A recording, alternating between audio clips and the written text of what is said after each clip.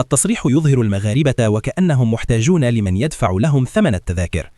ربما لم ينتبه البعض لحساسية الموضوع، حتى إن الإعلامي المحترم إبراهيم فايق تفاعل مع التصريح بعفوية واضحة.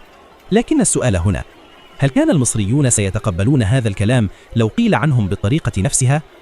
ربما شعر المتحدث براحة زائدة مع المغاربة، وربما كان القصد حسنا، لكن ذلك لا يغير حقيقة أن التصريح غير مناسب. فالوفد المصري إن أراد بإمكانه توزيع التذاكر وفق القوانين المعمول بها دون الحاجة لأي تصريحات إعلامية. لكن للإنصاف يظل سؤال مشروع: هل تعمد بعض الإعلام استغلال هذا التصريح الساذج لصناعة جدل أكبر؟ وقبل الانتقال إلى الحادث الأخطر، التصريحات الصادمة ثم المؤتمر الصحفي لحسام حسن والسؤال المستفز للصحفي المغربي، هناك من يرى أن جذور الأزمة أقدم من ذلك، وتعود إلى تصريح خطير وغير مقبول تماما على قناة MBC مصر، حين قال الإعلامي